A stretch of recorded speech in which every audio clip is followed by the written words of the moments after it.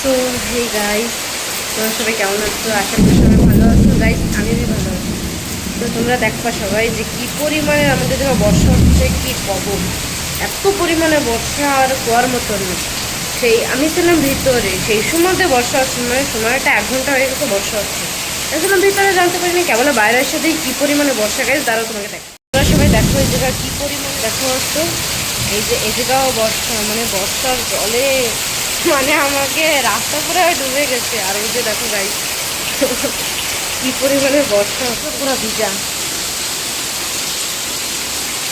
Guys. এই অবধি জল চলে এসছে, এই অবধি ক্যান্সেল জল।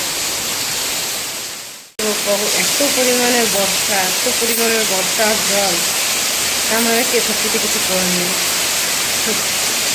তোমরা भी বর্ষা এনজয় করো তোমাকে ঘরে বসে, আমি भी এনজয় করতেছি আমাকে। Bye bye.